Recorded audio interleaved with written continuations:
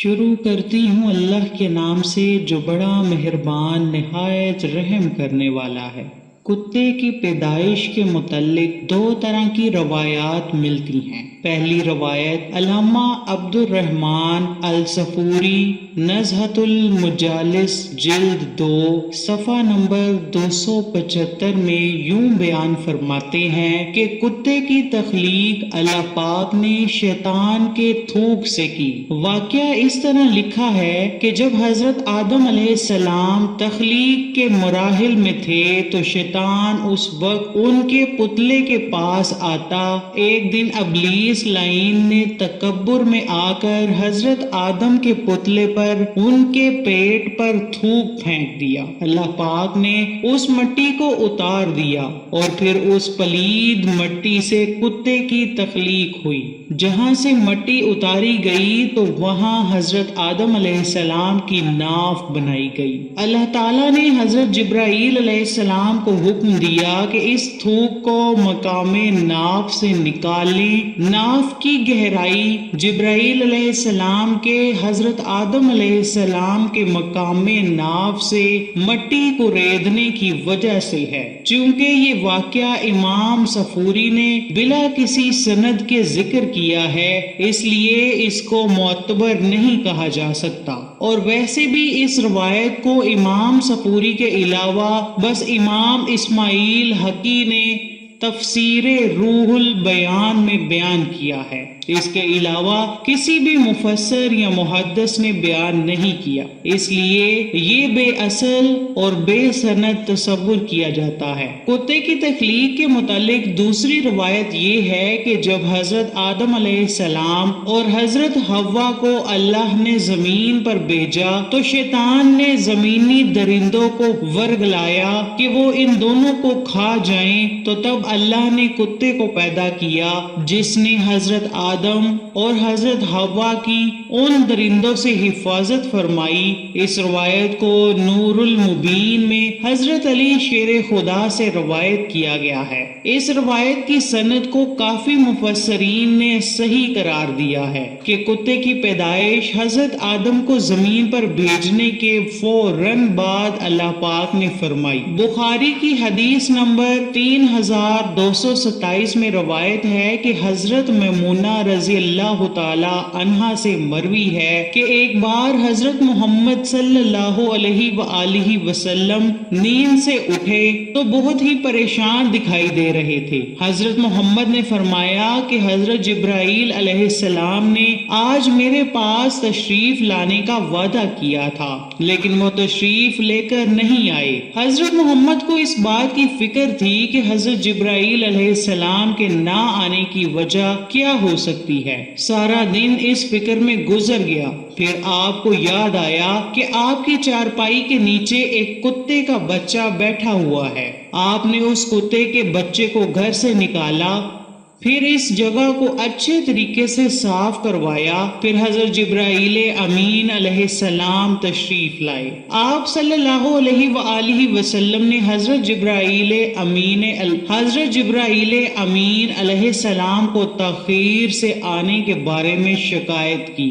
حضرت جبرائیل نے فرمایا کہ جس گھر میں کتا ہو ہم اس گھر میں تشریف نہیں لاتے۔ ایک حدیث پاک میں ہے کہ نبی اکرم نے فرمایا کہ کسی شکار، ریوڑ یا کھیتی کی حفاظت کے لیے کتے پالنے کے علاوہ اگر کوئی اپنے گھر میں کتا رکھتا ہے تو اس کے نامہ اعمال سے ایک قرات کو کم کیا جاتا ہے۔ اس سے ظاہر ہوا کہ کتے کو گھر میں رکھنے سے منع فرمایا گیا ہے۔ جب کتا گھر میں ہوتا ہے تو ظاہر ہے کہ کھانے پینے کے برتنوں میں وہ منہ ڈالتا ہوگا، گھر والے ان برتنوں میں کھاتے پیتے بھی ہوں گے۔ کتے میں 3 خصلتیں پائی جاتی ہیں۔ یہ انسان سے بہت ہی زیادہ پیار کرتا ہے کہ انسان اور کتے دونوں ہی مٹی سے پیدا کیے گئے ہیں۔ یہی وجہ ہے کہ کتے انسانوں سے محبت کرتے ہیں۔ یہاں یہ سوال بھی پیدا ہوتا ہے کہ کتا انسان پر کیوں بھونکتا ہے؟ اس کی وجہ یہ ہے کہ اس کے جسم میں شیطان کے اثرات بھی موجود ہیں۔ کتا دنیا کی واحد مخلوق ہے جو شیطان اور فرشتوں کو دیکھ سکتا ہے۔ شاید یہی وجہ ہے کہ رات کے اندھیرے میں جب فرشتے آسمانوں سے زمین کی طرف آتے ہیں تو کتے ایک خوفناک آواز نکالتے ہیں۔ غیر مسلم ملکوں میں انسان نے گھر میں کتے پالے ہوئے ہیں، وہ کتے کو بھی گھر کا ایک فرد مانتے ہیں۔ عورتیں جس بھی مرد سے شادی کرتی ہیں وہ یہ کہتی ہیں کہ اگر تم کو مجھ سے محبت ہے تو میرے کتے سے بھی محبت کرو۔ یہاں تک کہ یورپی ممالک میں کتے سے محبت حرام کاریوں میں بدل گئی ہے۔ یہ بات یاد رکھیں کہ آپ نے کتے کو جانوروں کی حفاظت یا پھر کھیتوں کی دیکھ بھال کے علاوہ گھر میں پالا ہوا ہے کہ اللہ تعالیٰ آپ کے نامہ اعمال سے نیکیوں کو کم کرتا جائے گا۔ اللہ پاک نے قرآن کریم میں ایک شخص کو جس نے دنیا کی لذت اور دنیا کے مزے کے لیے کام کیا تو اللہ تعالیٰ نے اس کو کتے سے تشبیہ دی ہے، تو وہ انسان کتے کی شکل میں قیامت کے دن دوزخ میں داخل ہوگا، اور اسی طرح اصحاب کہف کا کتا جنت میں داخل کیا جائے گا۔ نبی اکرم نے کالے کتے کو شیطان کہا ہے۔ طبی ماہرین کے مطابق ناپاک جانوروں کو پالنا بیماریوں کا باعث ہے۔ یہ بیماریاں جانوروں سے انسانوں میں منتقل ہوتی ہیں۔ آقا دو جہاں حضرت محمد صلی اللہ علیہ وآلہ وسلم نے آج سے 1400 سال پہلے ہی جو کام بتائے ہیں اب ان کی تصدیق ہو رہی ہے۔ طبی ماہرین کے مطابق جانوروں میں پائے جانے والے خطرناک جراثیم انسانوں میں منتقل ہوتے ہیں، وہ بیماریوں کے پھیلنے کا باعث بنتے ہیں۔ اسلام کی روح سے کتا ایک ناپاک جانور ہے۔ اگر اسلام کے اصول پر عمل کرتے ہوئے زندگی بسر کریں تو ہم بے شمار خطرات سے محفوظ زندگی بسر کر سکتے ہیں۔ اسلام میں ہے کہ جس برتن میں کتا منہ ڈال دے تو اس کو 7 مرتبہ دھویا جائے۔ ایک روایت میں برتن کو 8ویں بار دھونے سے پاک صاف ہوتا قرار دیا ہے۔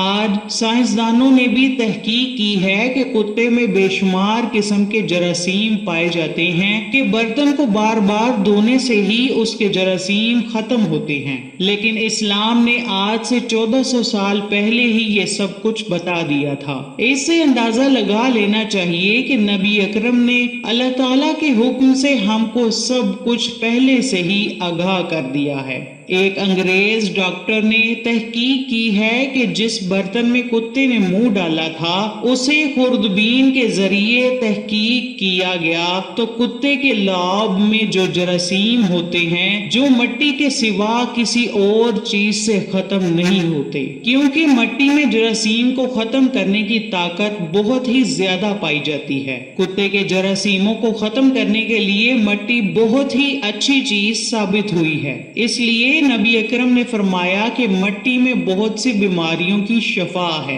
اسی طرح ایک فرانسیسی ڈاکٹر اور اس کی بیٹی نے یہ حدیث پڑھی تو انہوں نے کتے کے سامنے ایک برتن میں پانی رکھ دیا۔ جب کتے نے اس برتن سے پانی کو ختم کیا تو اس میں بے شمار جراثیم موجود تھے۔ انہوں نے اس برتن کو بہت بار پانی سے صاف کیا لیکن ہر بار اس برتن میں جراثیم نظر آتے تھے۔ انہوں نے پھر اس برتن کو مٹی سے مل کر دھونے کے بعد دیکھا تو اس برتن سے جراثیم ختم ہونے کے ساتھ ساتھ برتن بھی صاف اور شفاف نظر آنے لگ گیا۔